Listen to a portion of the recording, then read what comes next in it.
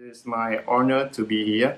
I got the invitation from Lanang, and then I'm here today to share with you about some stories, my personal story in the last 10 years when I started up KMS Technology until 2018 when I retired from the position to start for my own journey to pursue happiness. I did create some kind of like presentation, short one, to share with you today, and then I'm going to split into that to use for my presentation. I hope that everyone can hear me okay, because I'm new to this Zoom and kind of thing. All right, a little bit issue here, but now the screen should be shown in front of you. So today I would love to share 8 things that I learned through my entrepreneur journey with KMS. And this content I used to share with a group of MBA program from the US university, and now I use that again here with you guys because I think that it is relevant to what you're looking for as an entrepreneur. And at the very end, I do have one more bonus, and the 9th things to add into that. So the very first thing I learned during my journey of an entrepreneur is that idea and execution. So with the internet age nowadays, then as you can imagine, we have a lot of ideas. It's kind of like surplus of idea. When you have any new idea, if you can do a Google search on the internet, I'm certain that someone else on the earth have that same idea and started to do something about that already. So in this kind of area, I mean, nowadays then ideas kind of surplus. But then what would distinguish between the successful entrepreneur and the failure one? Not lying in idea, but is mostly lies at the execution step. So you can have a lot of great idea or big kind of ideas, but then if you cannot implement it successfully, meaning that you cannot roll out the services or the product to the market successfully, or people don't buy your product or service, and you cannot make money out of that, then it cannot give you any success. So for me, during the entrepreneur journey, I learned that execution is very critical to help entrepreneur to be successful. So my suggestion or my advice to you guys is that you need to sharpen your execution skills, all kind of areas. So for a business, then you need to understand the big picture. You need to understand all kind of perspectives of a business operation. So an MBA program should be a good suggestion, because that in MBA program usually then they would walk you through all areas or perspective to run a business.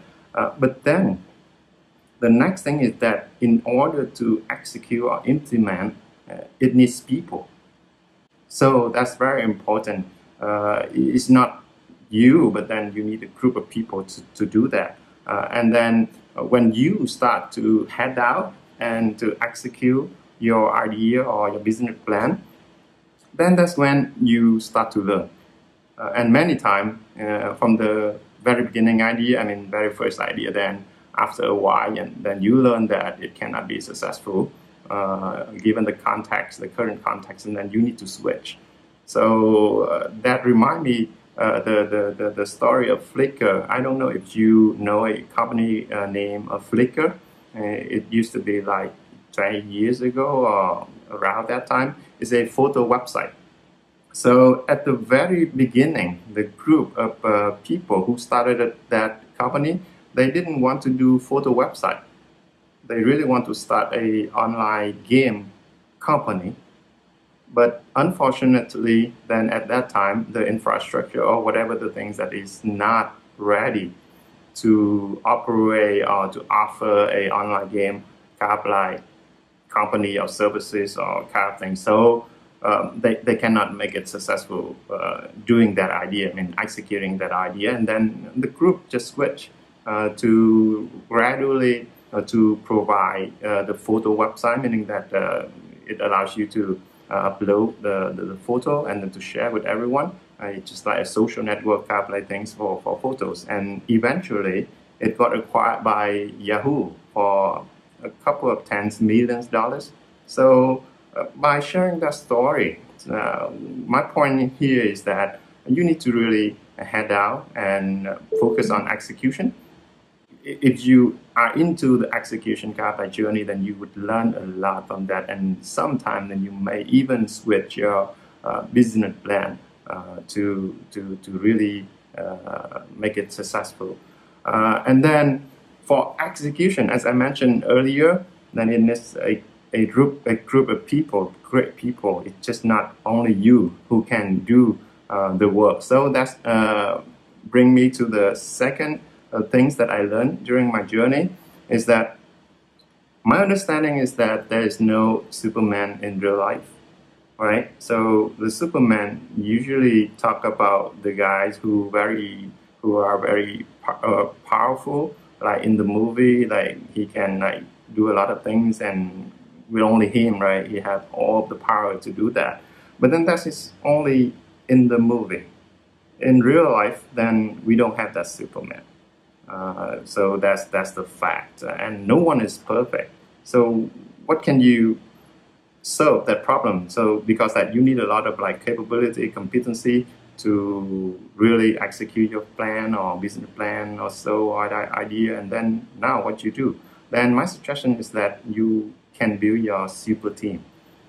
And then in order to use that, you can leverage the idea, the philosophy called strength-based.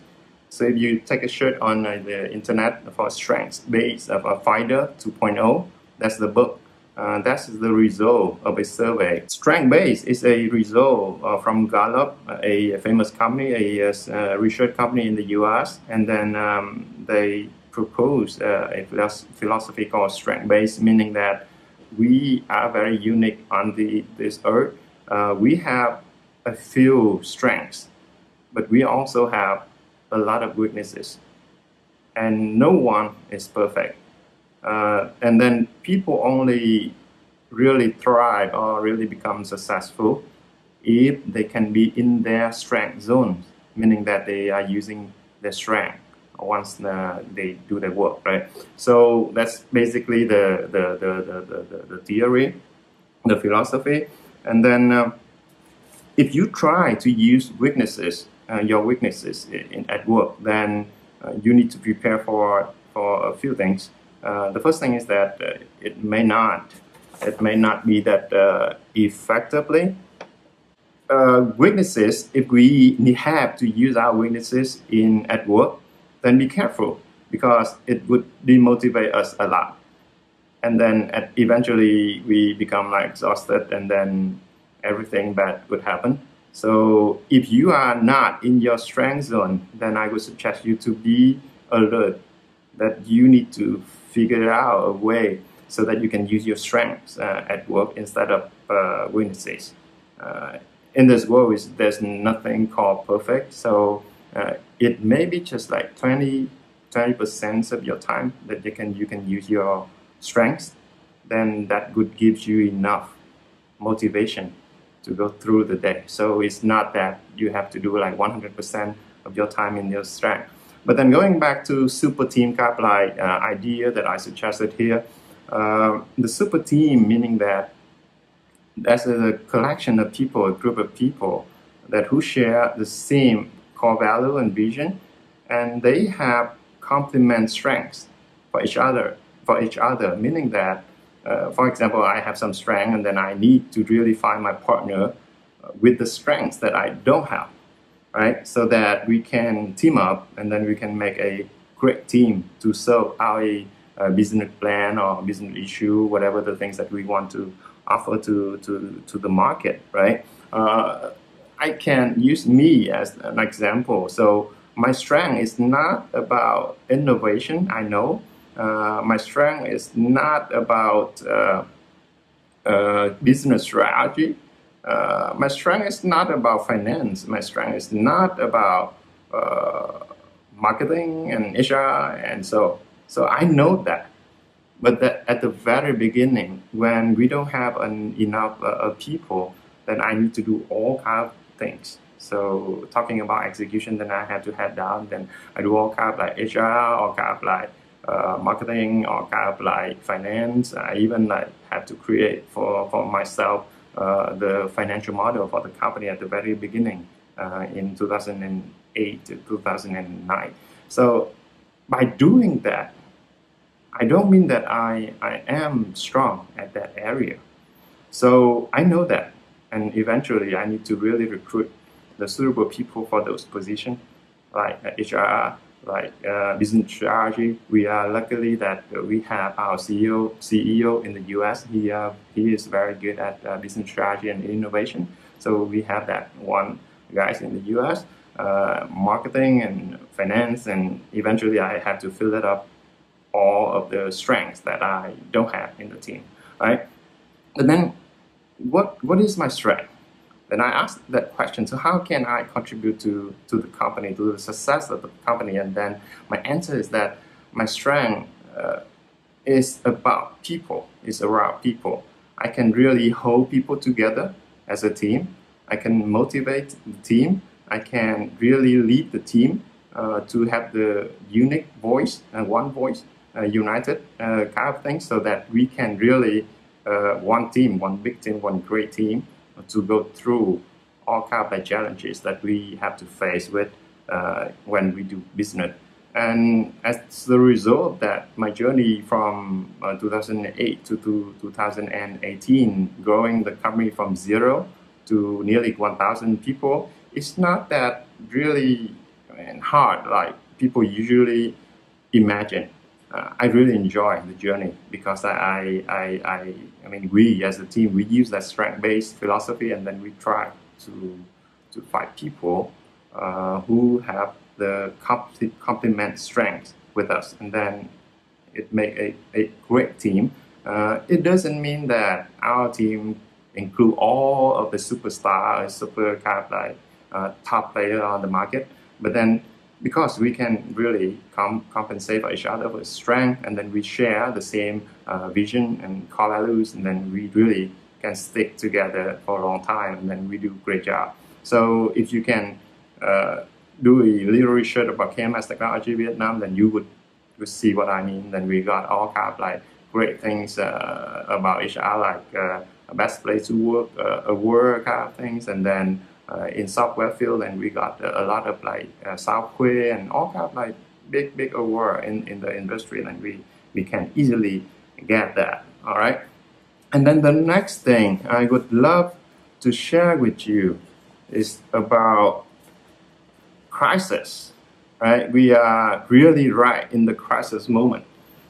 It's not just us; the whole world is in crisis, right? COVID-19, and then it's quite impactful. It's quite a very big one for us now. And then that's how we meet each other via Zoom like this, right? And then, but for me, every time crisis happening, then I do see a lot of opportunities.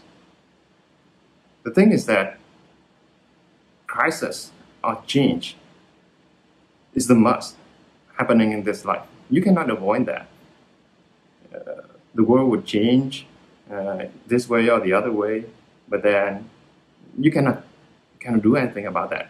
The thing is that you need to really be calm, and then to understand, to investigate, to see what's happening, why is that, and what options that can you have in that context. So if you can have that calmness, you can have that observation, then I believe that you would see a lot of change opportunities through crisis, right? The example for KMS is that during 2008, that was a really bad year for U.S. economy. Then a lot of company, there's a financial crisis back there, right? So a lot of the company that they just go bankruptcy kind of thing. And then a lot of outsourcing company, like the one that KMS, the one service that KMS is providing, then a lot of outsourcing company need to really let people go. But at that point of time, we as the co-founders of KMS, we do believe that we still have the chance with outsourcing service. Why is that? The thing is that outsourcing is more than the way we see that is more a way that labor is rearranged. So instead of doing software in the US, then they can't really send the work offshore to countries like Vietnam at a better cost, right? Lower cost, so that they can really have more capital leverage on their finance. And then every big one of the companies, they do that already. And then because of the crisis, then certainly then some clients would go away because they cannot pay. But the rest, the existing one, the one who survived the crisis, they still look for outsourcing service vendor. So that's the need that cannot go away, right? And then if you can come into that area like KMS, then we believe that we still can find clients who really need quality software service provider. So the keyword here is like quality of service. And we're positioning us as the high quality, premium quality CarPlay service provider on the market.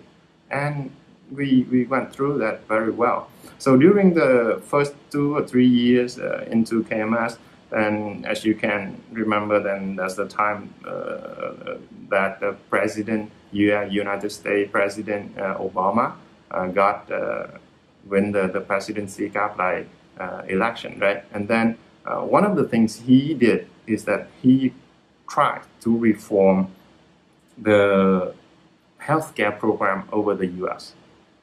So that give a lot of work, because that they had to consolidate the data and the practice and the procedure all over the US with a lot of states, like 50-something states in the US. So that require a lot of technology work need to be done. And that is the great opportunity for people like us, outsourcing service, software service company, right? And then I was very glad to see that. And then when Mr. Obama won the election the second time, then I'm more than happy, because like, okay, then now the healthcare program reform continue to happen, so that the work is still there, and then we're okay, we're safe, because we still have a lot of work waiting for us. And then recently we have the new president, Donald Trump, and he came over to become the president of the United States, and then he changed the program that Obama did before. So that's sounds like the crisis for a lot of people, but then for us, software outsourcing CarPlay service provider, then I still see the same. Because like Trump would want to change the program that Obama started, and then that change would require a lot of technology work as well. So even, my story is a little bit long, but then during all of those events, every time things are changing, then you would see a lot of new business needs that need to be resolved. And that's how entrepreneurs, people like us, need to be in and help the people, the clients, to solve that, right? And also, crisis is where we can learn a lot. Talking about COVID time like this, right? When we all have to stay home. I know that the keyword of boredom, and then lonely, and then depressed, and then it's all over the place for everyone. But look, we go to work every day like a machine. We don't even have time to really pause, to stop, and to think about our life, about our society, about our relationships. But then COVID time came in, and we have that chance to pause, to think critically about our life, right? I believe that after COVID time, then still a lot of new issue, bigger issue that we need to really fix, and then that's the chance for entrepreneurs. But then for each one of us, then what do we learn? I think that most of us after this would really know what is really critical for our life, and then we can go from there. Because as an entrepreneur, it's not about just making money. It's also about making this world better. And how do we do that? We do that through our services and product to our customer, right? And then with a meaningful time like this, like crisis time like this, I do hope that you guys can have more time to reflect and more time to think about what better can we offer to the market, right? But remember, first of all, we need to survive after the crisis, right? And in order to be survival, I learned one big lesson is that it's always about minimalist, it's always about lean, it's always about being open to observe, to see things right as it's happening. It's not like as what we want, but it's as the truth that what's happening, right? So that's one about the crisis, and for me, it's more about more opportunity. The next one is that I learned from my entrepreneur time is that I suggest you to pick your game to play.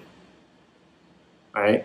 What do I mean by game? Right? So whenever you start your own business, you need to ask the very critical question: what words would it be? I have friends, I have people that I know that also started their business like 10, 20 years ago, and then they have to sell all of their properties or put them into the bank. They bankrupt and they don't have any money, and then they even like borrow money from their parents and their husband and their relatives, and still till now they still don't have enough money to even operate a business. So whenever you start your own business and think about the worst case scenario, what would it be? Can you bear that worst case scenario?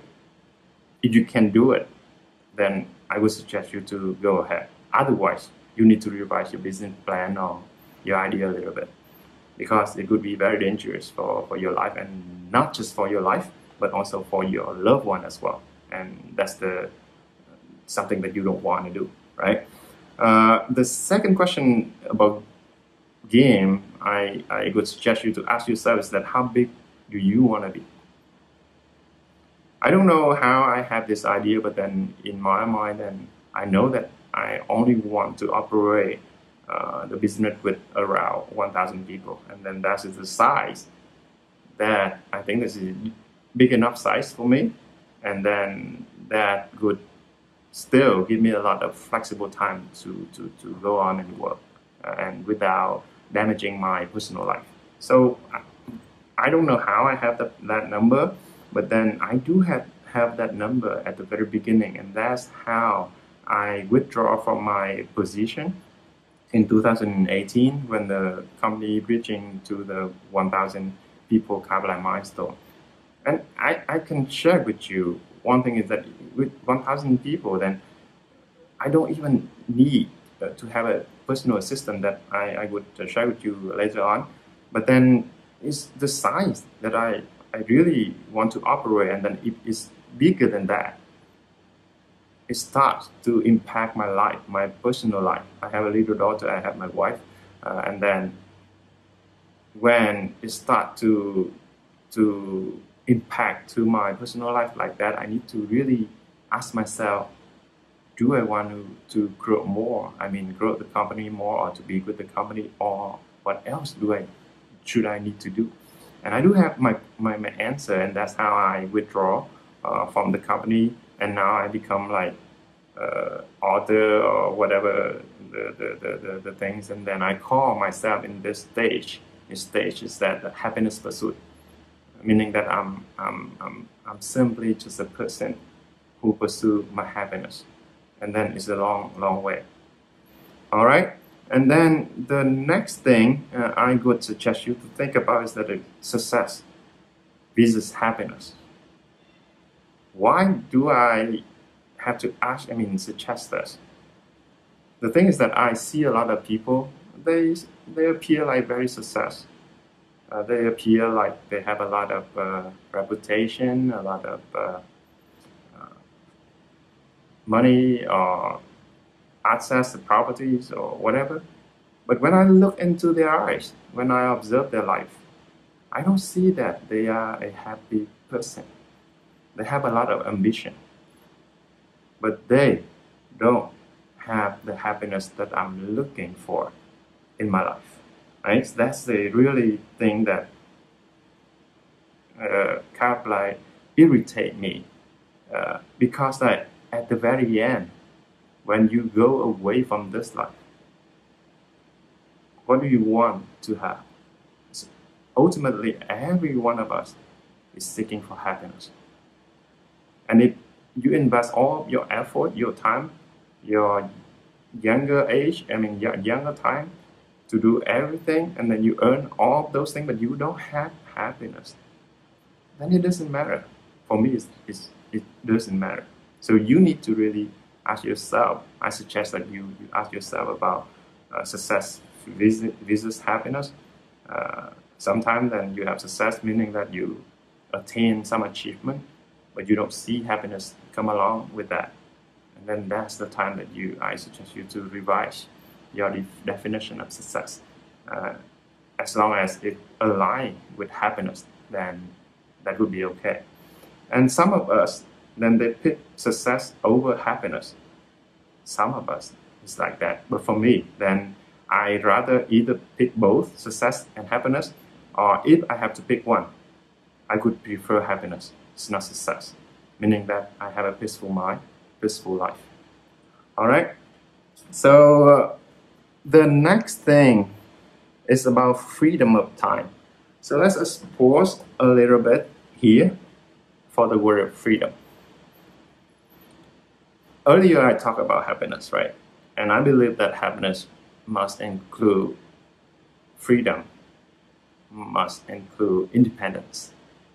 But then what does it mean by freedom? All right? As an entrepreneur,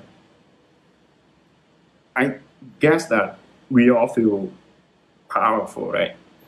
When we can own our business, and then we don't have to report to anyone, and then we have the freedom to do things because we are the top guys, something like that, right? That's one kind of freedom, right? The other freedom is about, I think, is about freedom of, financial freedom. It's something that's good, that because financial is about survival. And every one of us need to survive, need to live, need to earn our living. So if we have enough finance for survival, then that would be great, right? And then the next thing is about freedom of time. Why I mention about freedom of time here? Because time is a very, very special resource that you have in this life. Every one of us, entrepreneur or not, president or not, the boss or the subordinate, then the rich or the poor, then we all have equally 24 hours, right? We have no more, no less.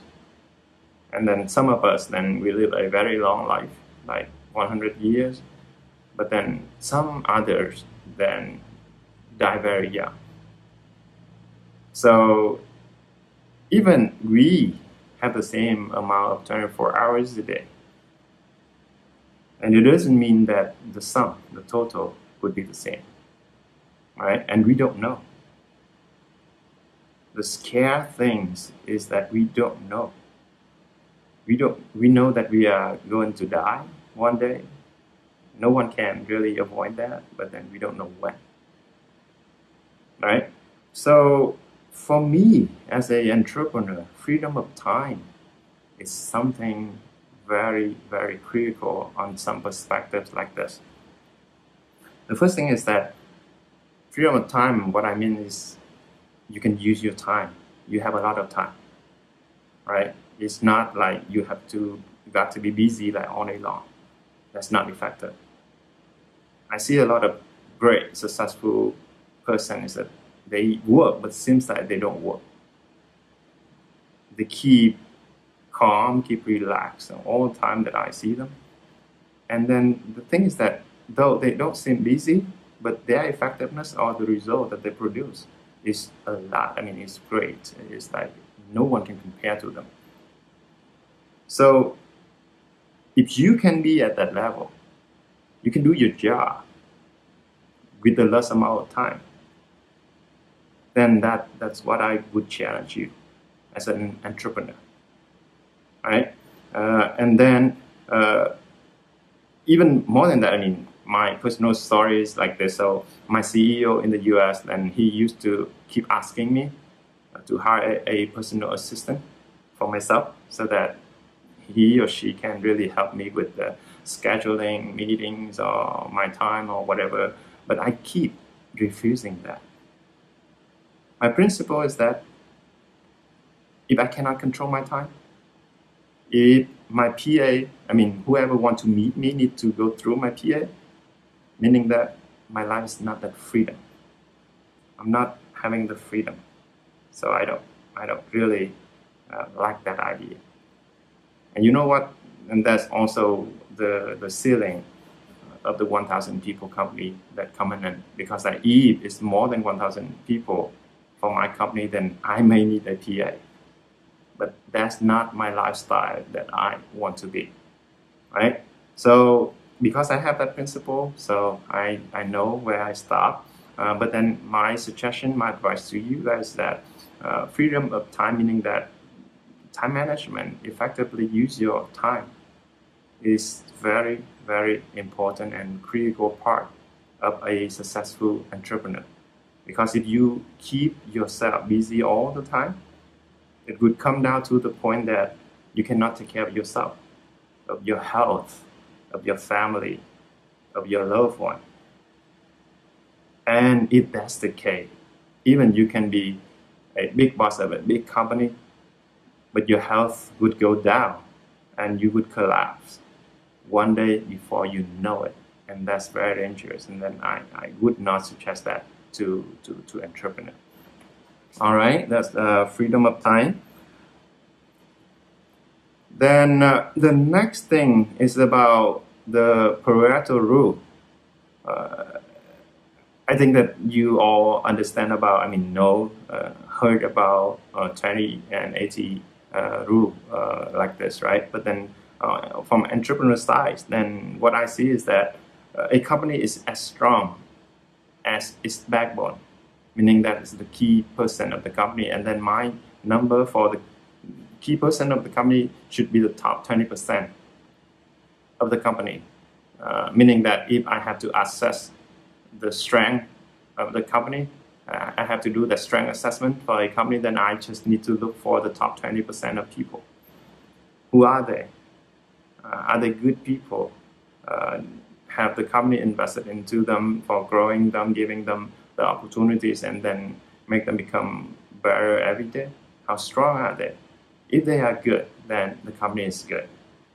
And for me, it's like that. So for example, if the KMS have around like 200 people, then 20% meaning that I need to build a mid-level person like manager, senior manager, director of a team with around like 40 people. And even then I put the KPI like this. I want to build 25% of people ready for the leadership position in the company. So that if someone leaves the company and some key people leave the company, then I do have backup. So my suggestion to you guys is that find your top 20% people, invest into them. And they are the skeleton, they are the backbone of the company, and that backbone would determine if the company is strong or not that strong. You need to really invest into that 20%. right? And then the other rule that I want to share with you is that practically then the ratio of direct report is about 1/5, meaning that one manager have like 5 direct report, and that should be a great practical kind of like effective kind of like ratio for any one company. So you can build your organizational flat, but then keep that rule 1/5. I mean, between 3 to 7 is okay, but then the optimal one, I think that one manager needs to have like around maintain 5 people that are directly subordinate, then that should be great for the manager to take care of them and then build a strong team. The next one is about relationship, right? So I talk about there's no Superman, but there is super team, right? But then super team is meaning that selection, meaning that you got the people together. That's the very first step, and usually it's a very critical first step, right? If you don't have the right people, then basically then you have to waste a lot of time. But then if you have the right person, right people with the right skill, then the story would go a lot easier. But then when you assuming that you can recruit or select the right people, and what's next? It's about relationship. If you have a cohesive team, a team very close together who really united and then stay on one side to solve the problem, then that's how the company or the team can really go through challenge or to solve a lot of business challenges given in the current context, right? And then how do you do that? I think that it's about your entirety. It's about your care that can really stick people together, right? And then my definition of a strong team is about the cohesiveness of the team. So you can imagine like this: if a team is not really together, right? And person A can do one thing, but then person B can do the other thing, who really damage the work that person A do, right?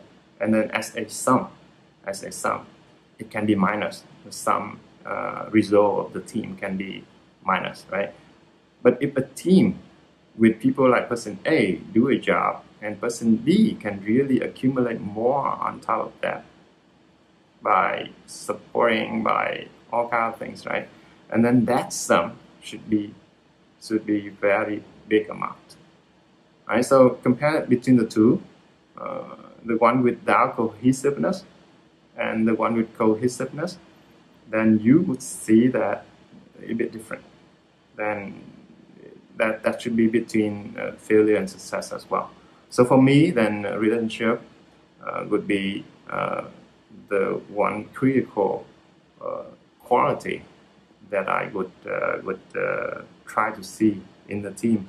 And remember that growing up through this life, I observed that the worst scenario that we're in or the best happiness that we're in, it all relates to a relationship that we have with people around us.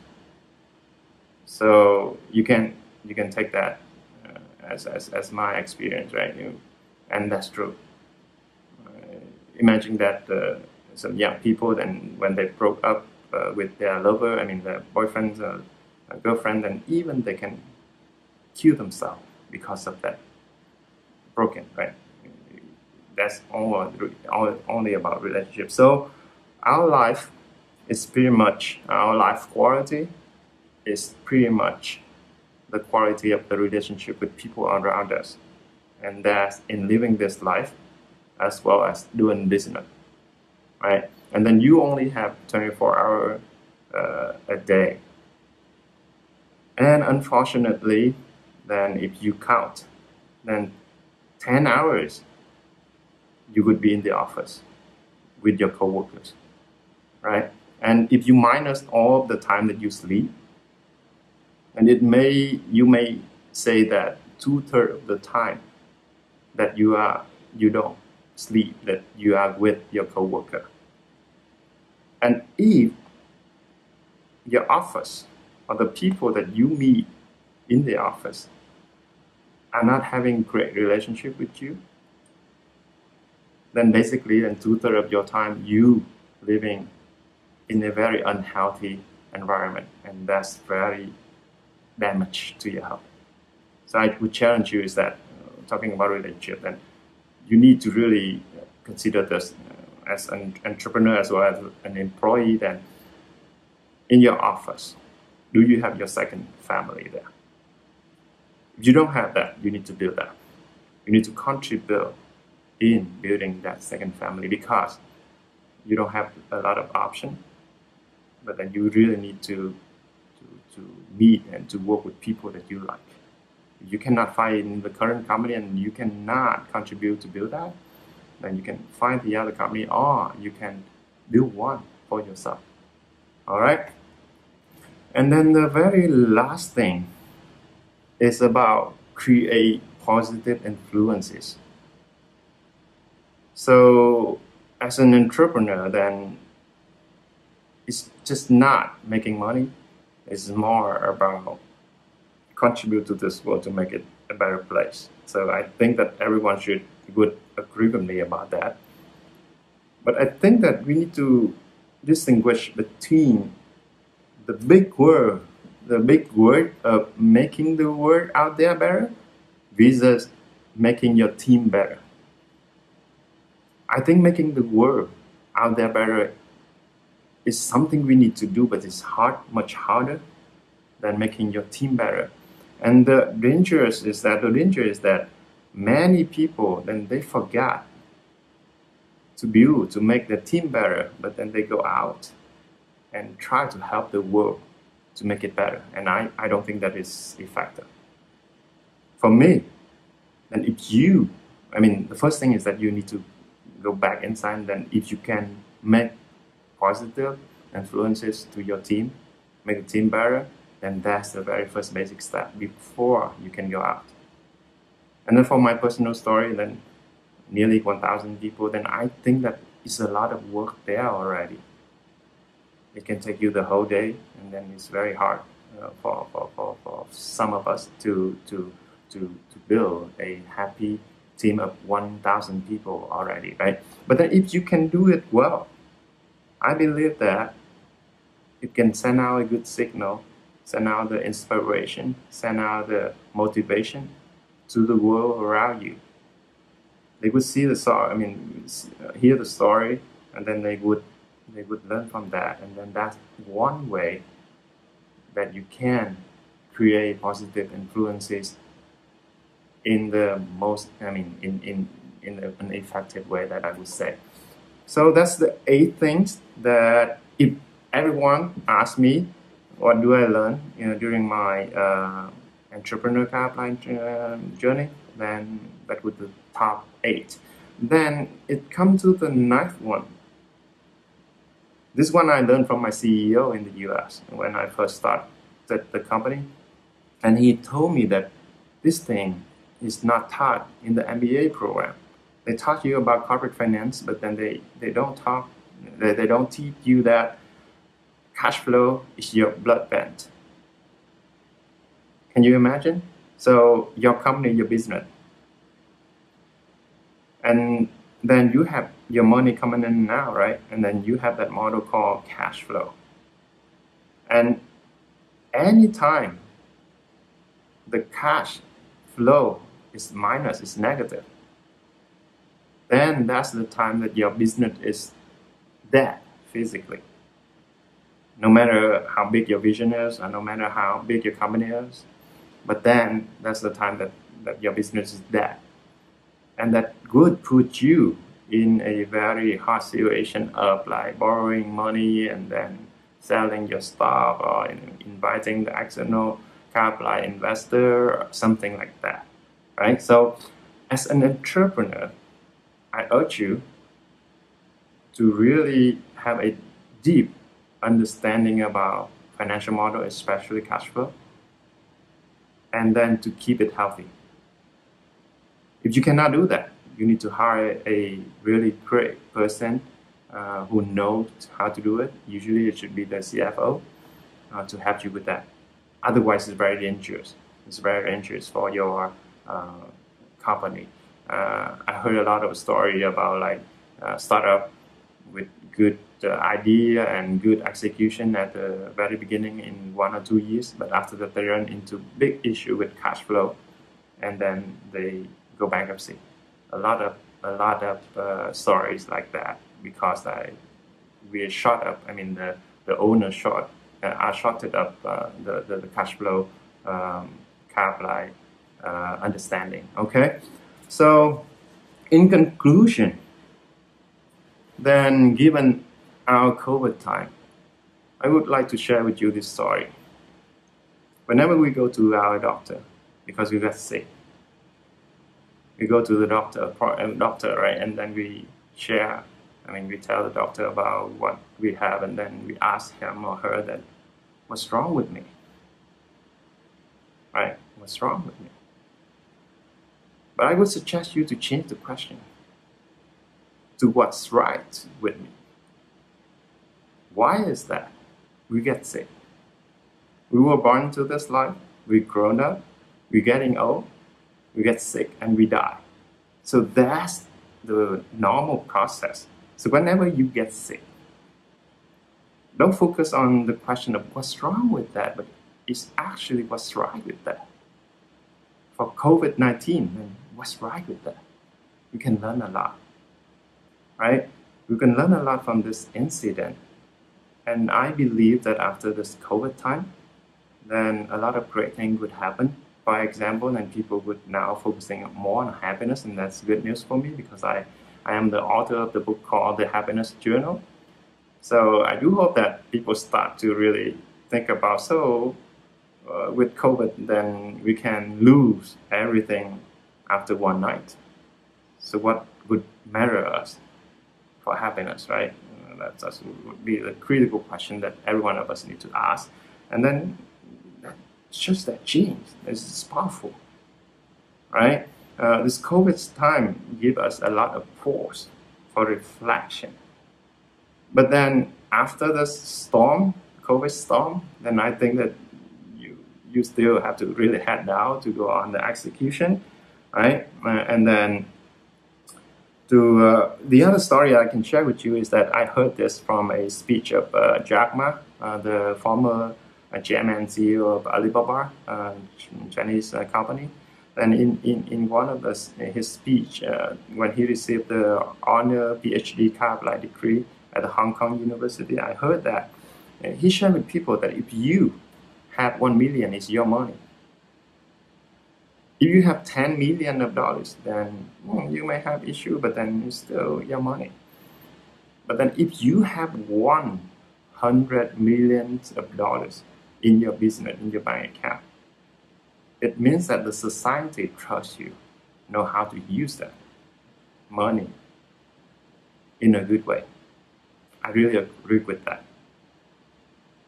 As an entrepreneur, as a person, as a human being, like we need to take that responsibility to make this world better, to be responsible for what we do, especially when we have a lot of resources like money and then power like that, right? So I would urge you to really head down, sharpening your execution skill, work hard, right? And you need to really recruit and build your super team, and it needs a lot of time.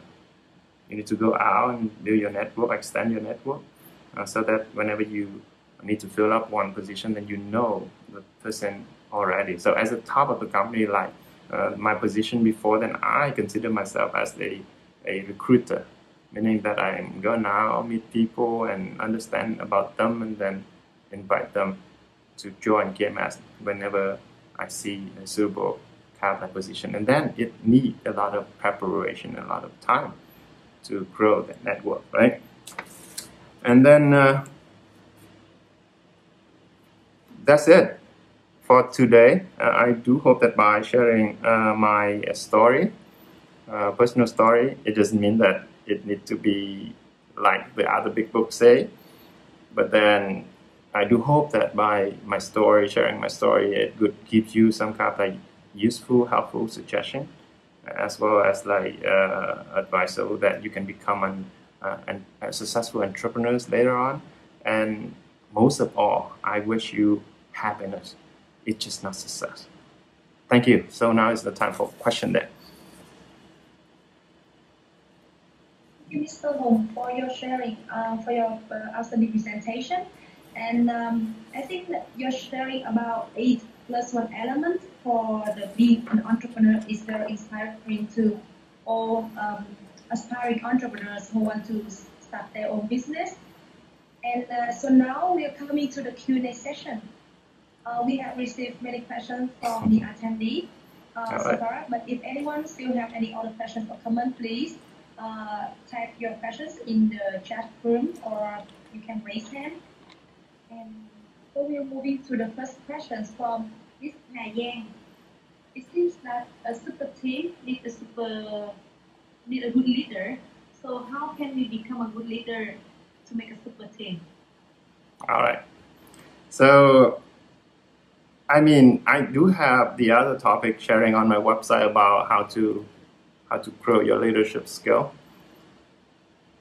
And I think that the most important thing and critical thing is that in order to become a great leader, you start with yourself. Starting with yourself, meaning that you need to understand about yourself. What's your strengths? What your weaknesses? What are your dreams? Who can you work with? What would make you happy? How would you want to live your life, like 1 year from now, 2 years from now, until your 80s? You need to answer all those questions to understand more about yourself. It's not easy to answer those questions, I have to say. So you can try, and then it changes all the time. For example, the question of happiness and what would make me happy. Then in the early year, like 30 kind of things, then I think that I can. I mean, I'm from Hue, central of Vietnam. Then I'm here for the university, and I'm stay here to work. Right. So my wish is about buying a house, have a great family, kids, some kind of cars, kind of things. And when I reach to that point, it doesn't really happiness that I can feel every day. So I have to change that. I have to really change that answer. And whenever I change, whenever I have the new answers, then that's the time that I grown up. So your question is about how to become a great leader. Then you need to really first understanding about yourself, and then from that you grow yourself up. You find the suitable framework so that you can pursue your success. You can develop yourself. You can pursue your happiness. And if you can't find that answer, I think you will become a great leader, because you can start to influence other people in the great way, right? So super team is about the team with people with complement skills, right? And if you can understand what you're strong at, then you would see what else you need.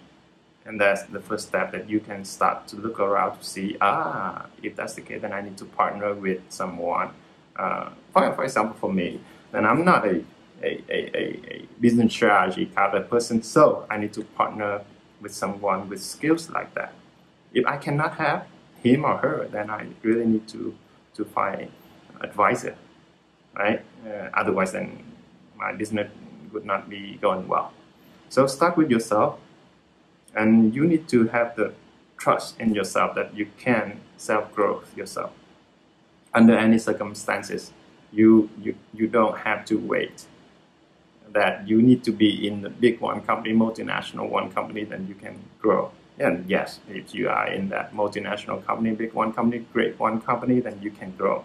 But even if you don't have that, then you don't lose your trust in yourself that you still can self-grow. You need to believe that, and then start from there. And then if you want to have a more kind of like concrete approach through that, then I would suggest you to learn about mindfulness, about meditation. Why is that? Meditation, I mean, that's a big word, but then it's not more than about observing yourself. Know what you're thinking, know what you're acting, know what you are talking. And then from that knowing, you know how to change yourself to the better. So that's the very core, that if you can do that, then you can observe you every day, observe people around you, and then you make the change you need to make so that your life is better, your work is better, and you can attain more. Okay? I hope that would answer your question.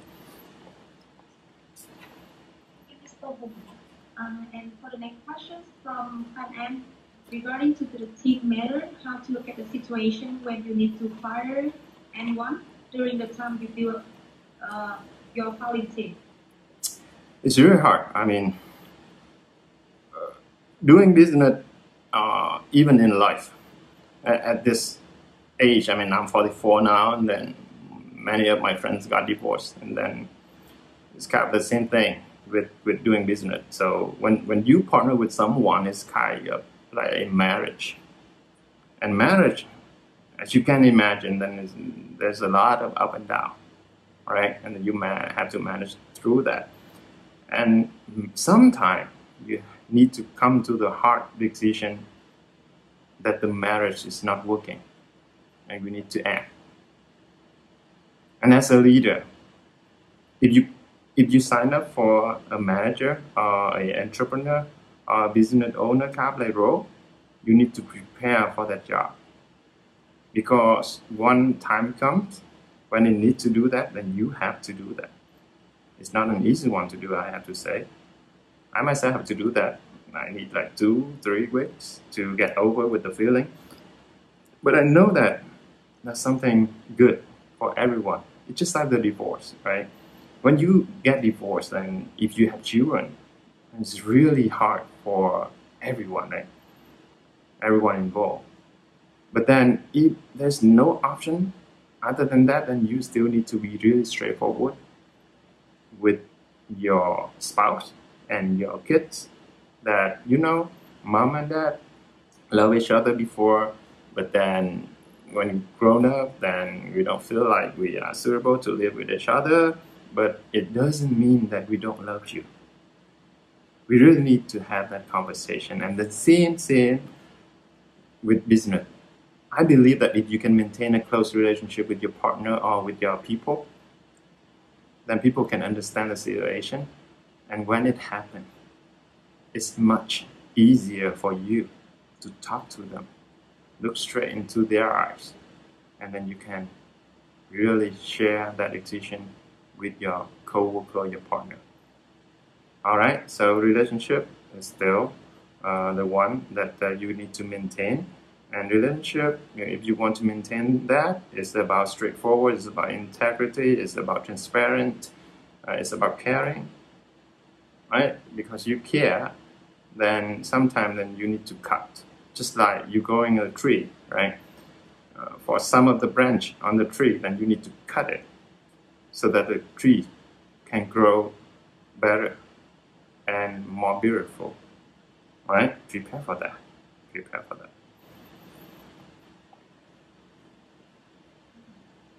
Mr. Hùng, yes, we have another question. Is developers who turn to be founders often find themselves in trouble with business and sales expansion strategies. So while they have the advantage of implementing and developing platforms, so how can we overcome our weakness in areas where we are not professional as a founder of that business? As one of the suggestions I throw out, that you need to pick the game you want to play, right? And if you cannot pick the game that's suitable for you, then it's harder. I don't say that it would be a failure or anything, but then it's much harder. if the game is not suitable for you to play, right? But I believe that because of that super team kind of things, kind of concept, then you still, if you really want to work on the area that you don't know before, then you need to approach that industry, that network of people that who knows how to do the work. And then from there, you can recruit your partner who can really take care of the part that you are not strong at. And then that's not easy. I mean, the first thing is that you need to find a suitable person. The second thing is that you need to find that one who share with you the vision, the core value. So it's not that easy to do that. And that's how I would suggest you guys, like any one of us, need to really invest into extending our network, meaning quality network, right? It's not like just people who you know, like you go to the networking event and you give out your business card and then you collect like 100 business card and then you keep it there in your drawer, and then that's not the network that I mentioned. The network that I mentioned, is that the people that you can talk to, you can really share with them a lot of interest, and then you can help them as well as they can support you. So it needs a lot of time to do that. So you need to go out and prepare for that, so that when times come, then you have people at hand. In the book called The Millionaire Mindset, that's a result of another research in the US, and I learned that most of the business, I mean they do like a few thousand survey to millionaires people in the US, and then they got one conclusion very powerful, is that most of them and most of the business that they have is they do business with their friends, right? With their friends. So that's very powerful, and then that's work, and then that, I think that's sustainable. So I would suggest you to go out and then just to prepare for your network. For me, I'm coming from a developer's like technical background. Technical background like me, usually I don't talk that much. I can talk in front of you now, but people would not imagine that I'm kind of an introvert. I'm nervous when I'm talking to people. But because of my job as a managing director, I need to go out like every day in the last 10 years. So I become like better and better in public speaking. It doesn't mean that I'm very good at that, but then I can do that decent.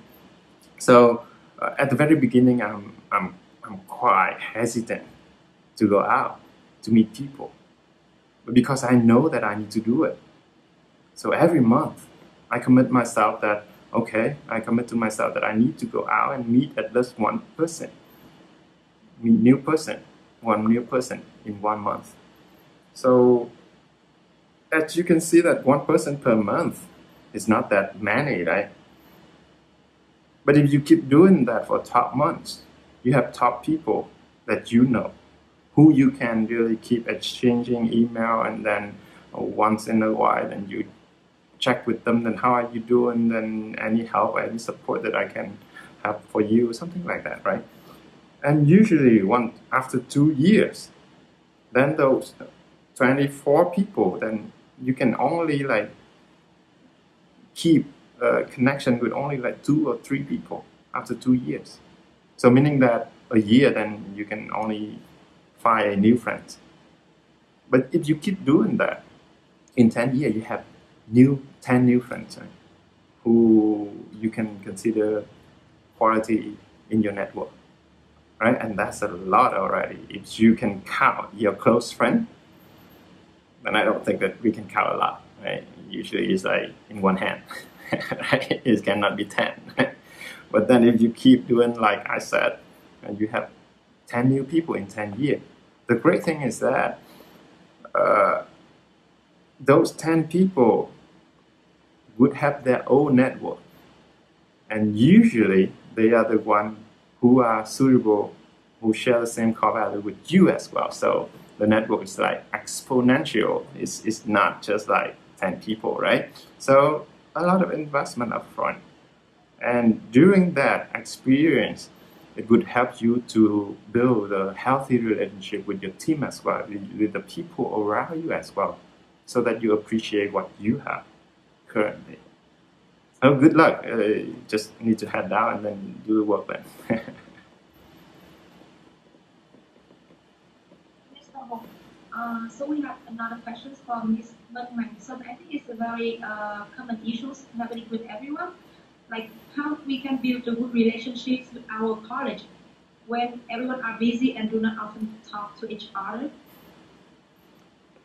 You can, I mean, it's like the chicken and egg, right? And then especially in my world, it's about technical. And I used to be a programmer, meaning that give me the laptop, give me the machine, leave me alone, let me do the work. I don't want to talk, right? Something like that. So that's me before. But then the more I grow up, and then the more I think that this is not working. It's not working. It's about talking to people. It's about communication, right? Communication is one of the kind of like critical skill for survival. But somehow we don't learn it well. We don't, I mean, communication skill for me, then I need to practice and work on that for my whole lifetime. So even now, I'm still working on it, right? But then the more that I advance the communication skill, then the better I can let people, I can approach people and then let people to approach me as well, right? So the first thing I would recommend is that work on your communication skill. It's not that easy. Communication is not about talking. It first starts with listening. So if you can listen well, you would be very powerful to people around you. People would want to talk to you, right? So it could address the issue of that people don't talk, right? And people don't talk because they don't like to talk to people that they don't like, right? But if you can really listen, can really care about them, they would talk. It's not verbally, then they would send a message, right? So that's the one of the key area, communication. But the next thing is that it's about your act, it's about your talking, it's about your thinking that would help people to trust you or not, to open the door to people or not, okay? For example, you meet me today for the first time, right? Over Zoom, right? Meaning that you see my face, you hearing my talking. It sounds like this guy can trust, right? I believe that. I mean, usually when I go out, then people would have the first time trust in me very high. But then that's very, very on the surface. It's very, very shallow, right? If you really trust me, then you need to watch me over the next 6 or 12 months. What do I do? Do I do the things that I talk? Or I talk one way and I do the other way, right? That's for my partner. Then they watch me like every day, every month, every year, until the point of time that they see that this guy can be trustable. Then is the time that it open all the door to connect people, to build team, right? So it's how you live, your communication. It can help to open that door. And you don't have a lot of options, but you have to really talk to people if you want to become an entrepreneur or a leader.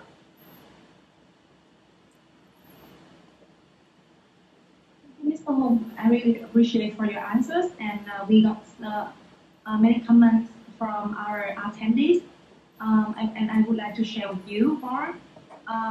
First one from Julia Fat. Thank you for an inspiration sharing. Thank you. And from Ms. Thục Am Phan. Thank you, Mr. Hong, for bringing up the meaningful aspect of entrepreneurship and of life in general. And these are what truly matters and what leads to a sustainable development. Thank you. So moving to the next questions we have can you please share how we can balance personal and professional relationships. And could you share a sample from your own experience? I got a lot of questions like this before. And then there's a term called work-life balance and work-life integration. And I would prefer the word integration. So work-life balance may distract people and confuse people about work on one side and then life on the other side, meaning that personal relationship and professional relationship are two things different. And that works, I mean, very well, or that's the norm in the Western kind of like culture. Like when I used to work in the U.S., and it's really hard to visit the American kind of like co-worker at home during the weekend. But for Vietnamese people, then we hang out during the weekend, right? So I learned that lesson. So I learned that from the Westerner, from the Western culture. They promote independence, they promote creativity, they promote proactiveness. But then for that close intimacy relationship of kind of things that they don't promote. And that caused a lot of depression issue for Western culture, I would say. So when I learned that, and I go back to Vietnam here, and then I mix the two. So Asian people like us, we prefer, I mean, we respect relationship. We are relationship-based kind of like culture, right? So as long as you can really keep ourselves, our mind as innovative, creativity, independent, proactive, and then we still can maintain our relationship, and that would be good. And then for me, integration meaning that my friends, my partners are also my business partner, right? So if I act like that, I live like that, then I don't separate between personal life and professional life anymore. And the truth is that even now, I'm not the managing director of KMS anymore. I withdraw, I mean, I resigned 2 years ago. But all of those people in KMSs, they are my brothers and sisters. We meet each other, we laugh, we have a lot of fun time together. Even now, I'm not their co-worker. Okay, and that helped a lot. So my suggestion to you is that, as I shared before, 2/3 of the time, you spend your time in your office, right? You meet those people in the office. And I suggest you to contribute to build that as your second family. So start with the small group, the group that you're in, that's enough.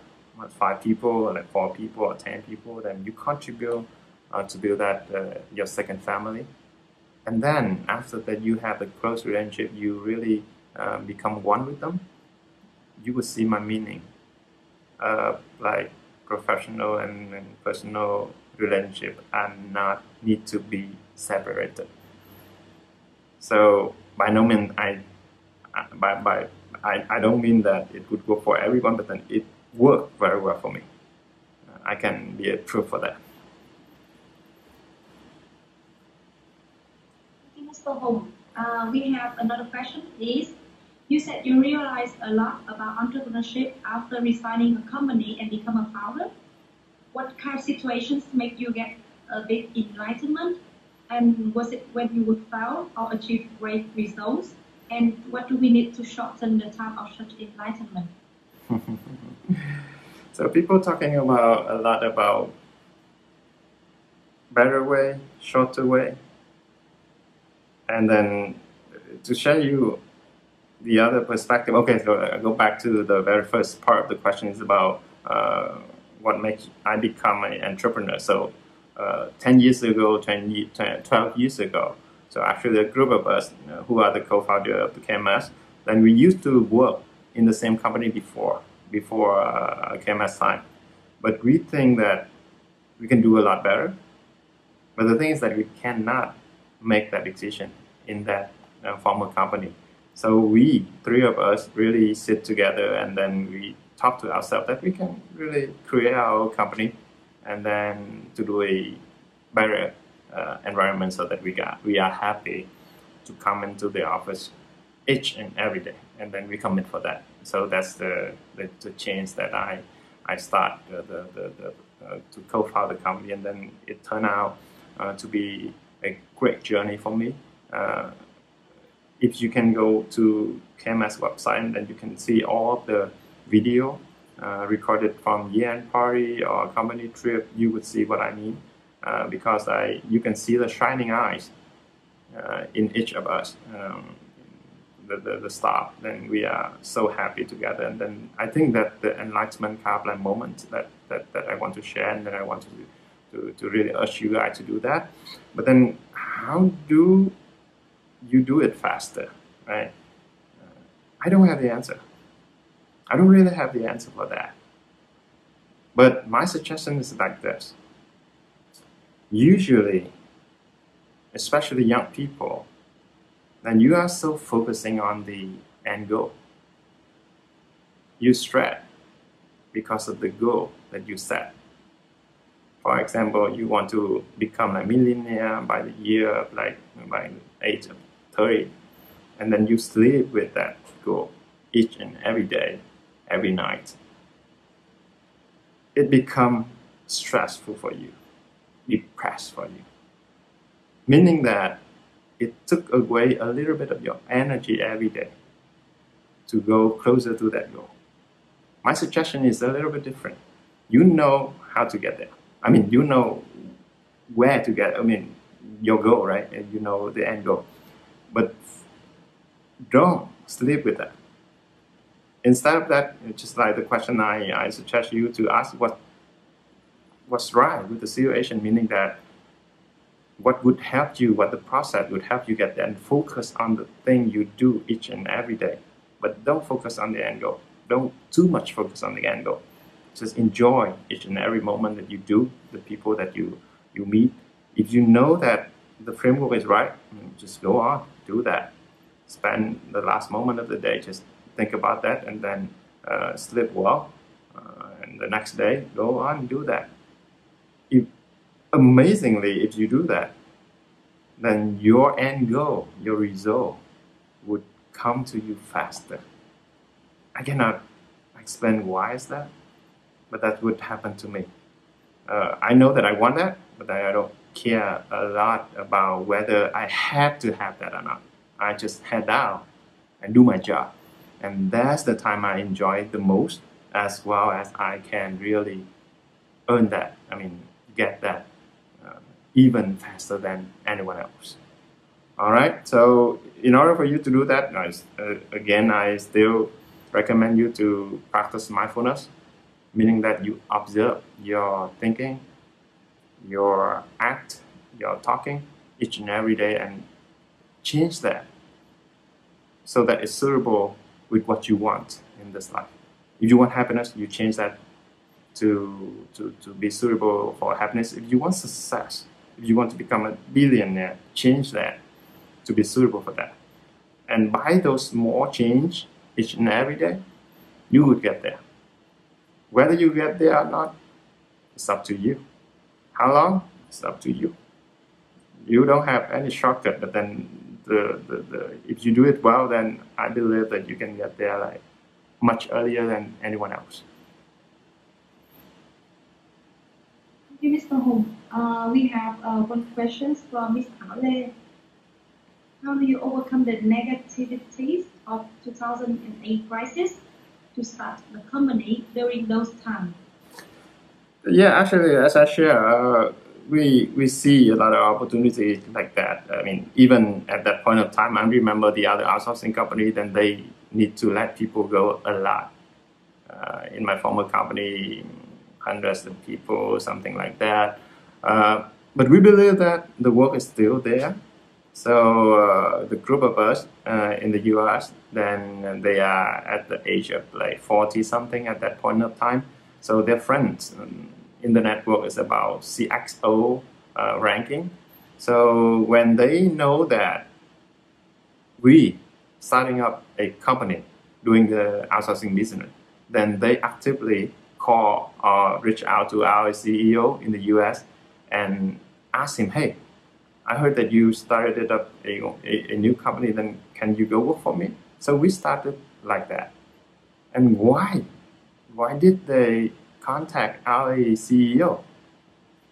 Because based on the experience that they used to work with him, with the CEO, then they trusted him, right? So whatever you do, I would suggest that completely finish your job, exceeding the expectation. If you keep doing that, all the great things would come at you, even like through crisis or whatever, right? For crisis time, for example, people will not lay off. But if you do it well, your performance is excellent, then it's less likelihood that you get fired, right? So the same thing, if you keep doing one thing good, full responsibility and accountability, exceeding the satisfaction, then that's how you can make a lot of friends and then have a high trust in people around you and protect you from crisis. Thank you, Mr. Hùng. We have a question from Ms. Tiên Hoàng. To build a super team, the belief together is very important. But in fact, the teammates can doubt each other. So how we can manage this issue? Yeah, it's about integrity. It's about what you do. It's about transparency. Right? It's just like you. I mean, I take the other example. Then I have my little daughter, right? And growing her up, teaching her each day is not that easy. So, for example, if I tell her that you need to keep your integrity, meaning that you cannot lie, you cannot tell a lie to anyone, right? But when my friends call me, and if I don't want to talk to him or her, and ask my little daughter, hey, can you pick up the phone and tell that your daddy is not here, so that I don't have to talk to him or her, I mean my friends. If you do that, then the little girl would be confused. So I teach her to not telling a lie, but then I ask her to telling a lie for me, right?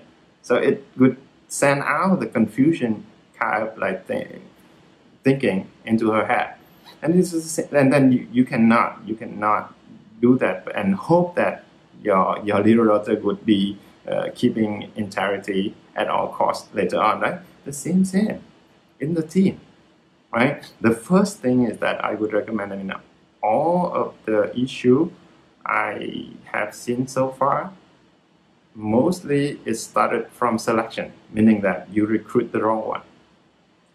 And in order to recruit the right one is hard. I don't say that it's easy.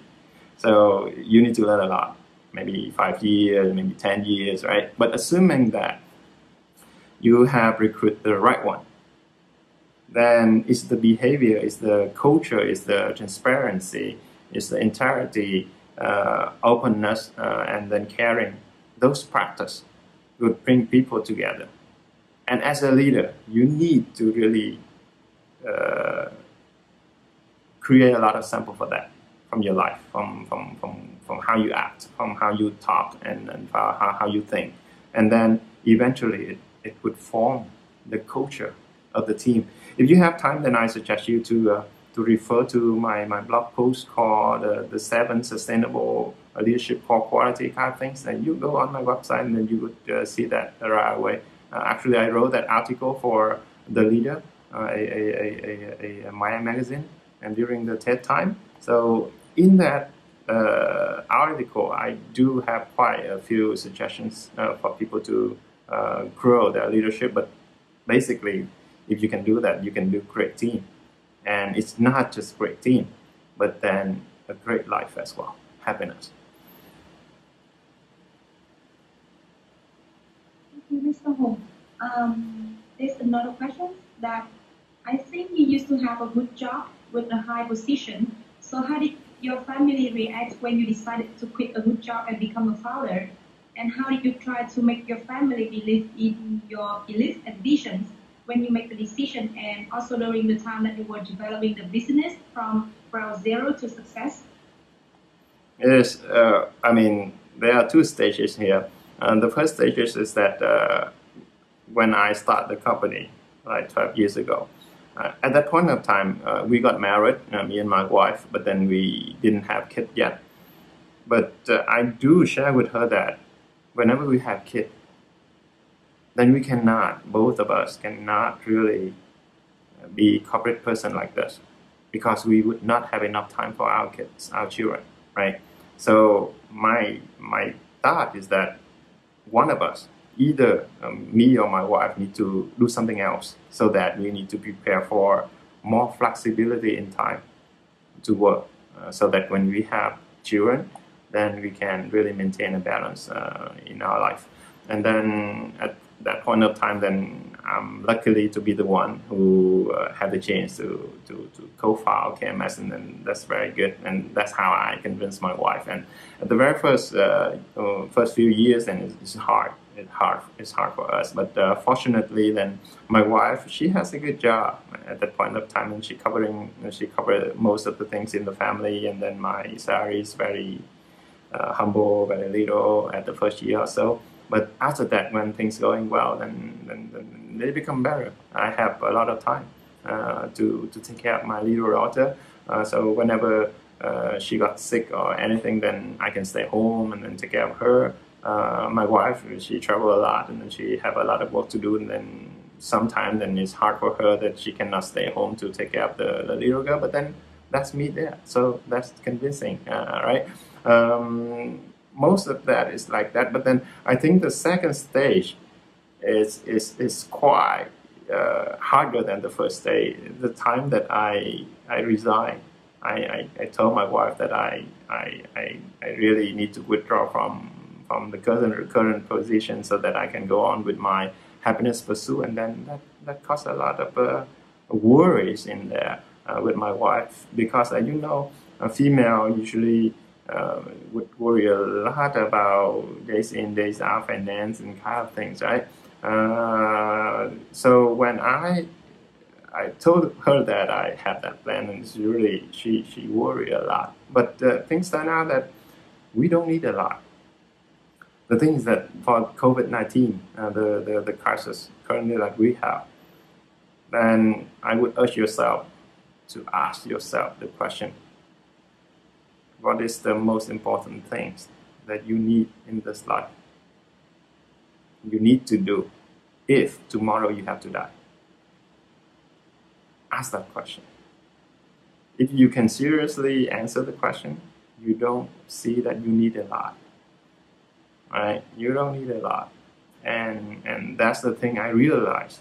And then because I believe in that, so I withdraw from my position so that I can focus more on my spiritual development kind of journey, which is I focus more on understanding more about myself, about the mental states that I have in my body and kind of things, and it requires a lot of time.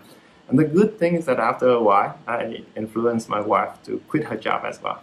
So now she's taking only part-time job, and then she just finished one gap year for her, given her at the very top position in the market for a big one multinational company as well. So that's my personal story. I don't know if it works for you or not, but then at least I share, so that if you can get used of that, then please.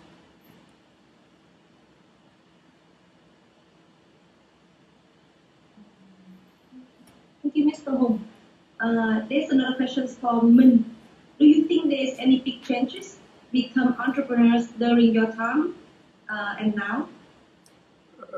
I think quite a lot. At the very beginning, then I think that I quite confident that I know a lot. But at the end, I think that I don't know a lot. So that's a big change, right? So the more I grow up, then the more that I know that I know nothing. I know very little. And that helped me a lot to build my team, because that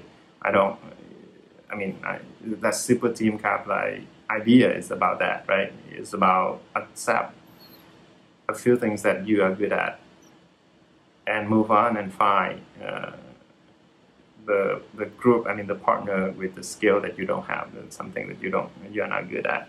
So that's a big change. I become more mature I become more open, I become more independent, and eventually I become simpler. So my life now is not that complicated. I can stay home all day long. I mean, 1 month, 2 months, 3 months. I live a very simple life, and I think that's a achievement for me during the entrepreneur journey. But now, then the bad news for me is that I'm not in the entrepreneur journey anymore. I call myself into the stage called happiness journey. I mean, happiness pursuit journey instead of like entrepreneur. So I ended that entrepreneur journey like 2 years ago already, and I'm happy.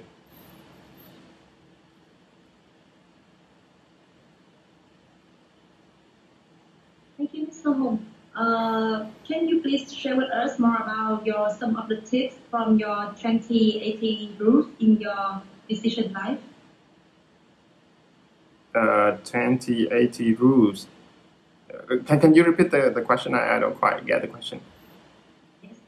It will be, what are some tips of 2080 rules that you have mentioned in your presentation in your daily life decisions? Okay. Okay. One example is that I'm a very lazy person. Very.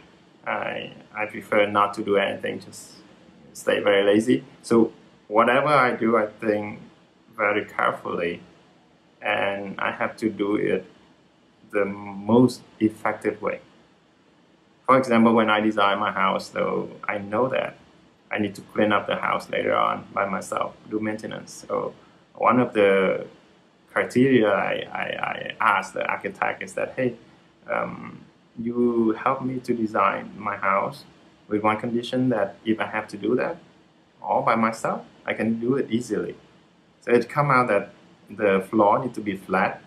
There are not a lot of things in the house, so that if I have to clean up, then there are fewer things for me to clean up. The floor is flat, so it's easier for me to use robot or even myself to clean, right? So I think that most of the time, 80-20 is about like this. Most of the time, we get a lot of things, bring a lot of things into our life, but they are unnecessary. They are 80% of the things that you have around you may not be that necessary, not be that needed. Then if you understand about 80-20 rules, then you can remove those 80% so that you can keep your 20% of the things around you, so that you can have more time to work or to spend quality time with your family or do the meaningful things. So it can be applicable many things on time management. So time management is about doing things effectively, right? If you spend a lot of time and you can finish your job, that's good, because you spend a lot of time, right? If you spend a lot of time but you cannot finish your work, that's very bad, right? But as an effective leader, I would urge you that you spend very less of your time, but you still can finish your job. How do you do that? It's about your wisdom. It's about your knowing. It's about advancing yourself each and every day. It's about innovation. And that's how every one of the companies, they promote innovation. So to do differently, so that you can save time, save effort, save resources, right? And then if you can do that during your work, then it's like you work hard only 20% of your time, but then 80%, then you can do something like supporting no-name kind of work. And basically that's happening in our real life, right? Do you remember in your day, right? You go to the office, and many times that you have to do unnecessary talk, and you don't have enough time to finish your job, and you rush into the last minute. So you stay late at the office, like 7, 8, or even like 10 o'clock, and you only finish your job within that 8 to 10. o'clock at night. So basically, you only need that much of time. I don't think that is 20%. But then, if you're not mindful, then you would waste a lot of time. So be careful about that. So those are some of the like simple tips that you can use. Or the other thing is that clients, for example, then mostly then your 80% of the revenue coming from your only 20% of clients. So that's worked very well with my company. So we know that that's something that we need to focus on. So where's our top 20% of the client? Because the top 20% of the client like have 80% of the revenue income of the company. So I need to really pay a lot more attention to that top 20% of my clients. All right, so I can go on forever, but then I think that this is few examples so that you can have the idea. But then there's a book about that. You can share it. The book is in Vietnamese as well about Pareto rule. So a few books about that. You can find the one that you think that is suitable for you with the high rating or whatever, a lot of 5 stars, then you can get that. And you can learn the basic idea. Mr. Hùng, and this is from, I have a question that when you decide to become a founder, what is your ultimate goal? Do you have any specific goal that you need to achieve, like such as a certain amount of personal asset, or the value of the company, or the investment, like the investment? To tell you the truth, that I don't have that at that point of time. Actually, then I don't have that concretely, but we do have a few things that very clear. The first thing is that we are 3 of us, and we are close friends.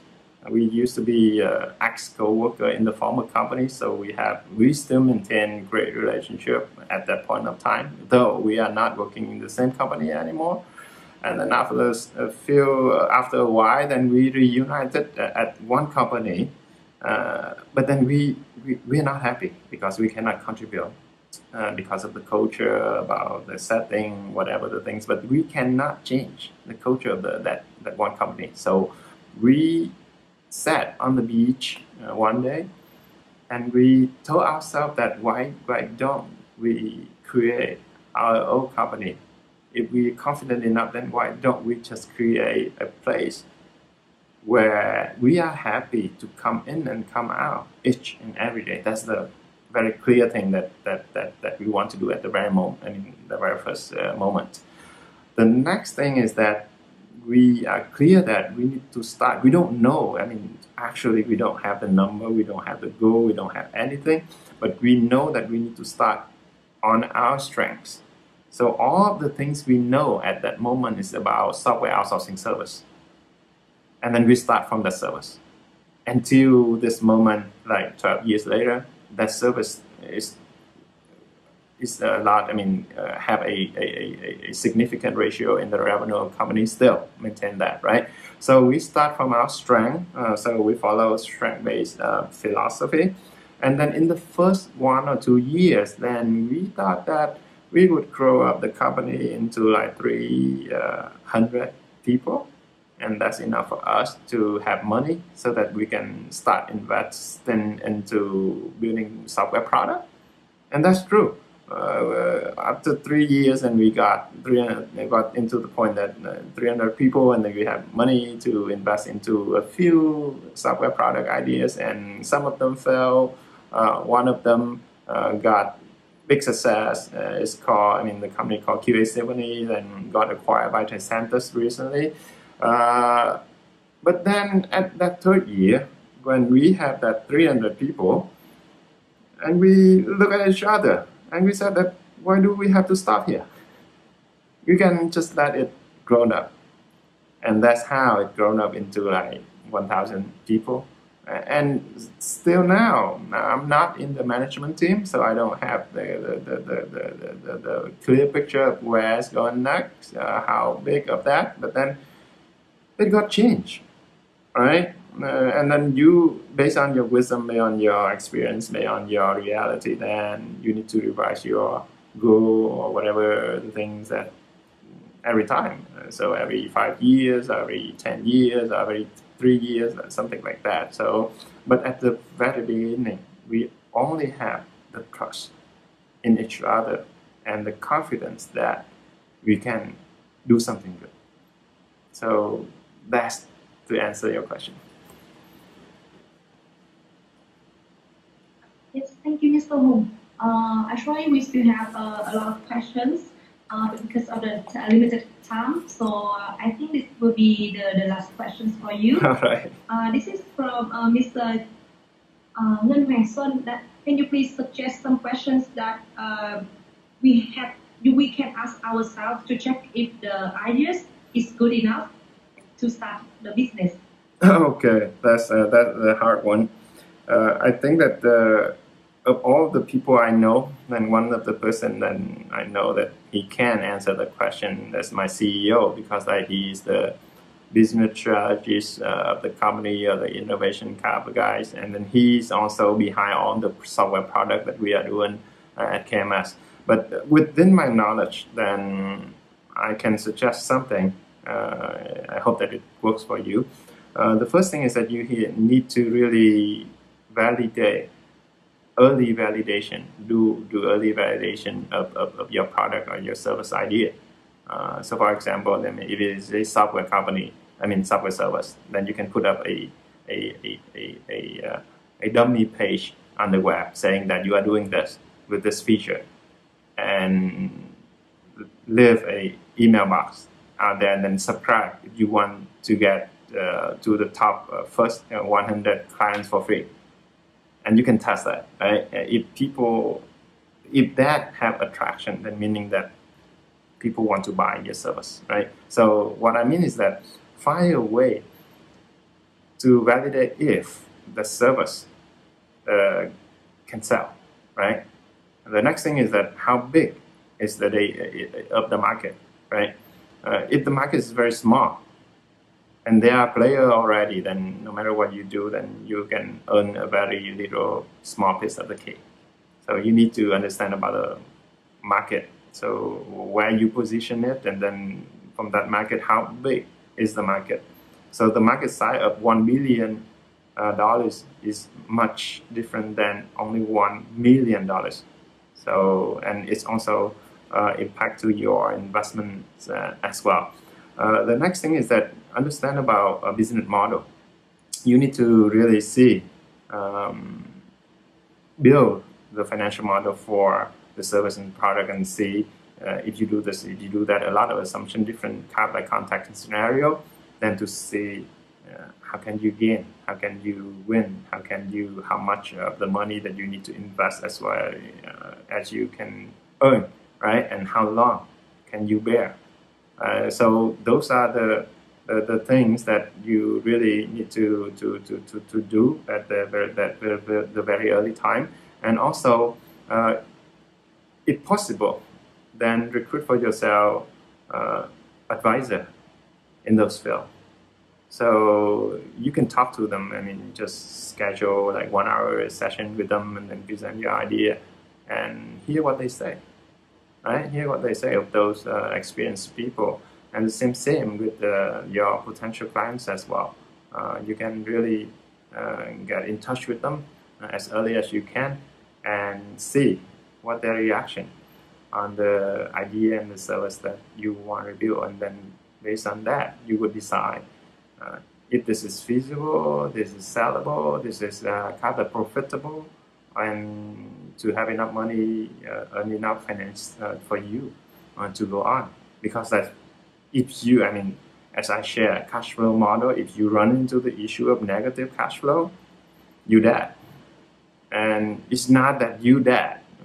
Those people with you also got a lot of bad impact from that. So you don't want to be in that situation. I'm sorry, but then that's something that's really living and dying for entrepreneurs, and you need to really understand that.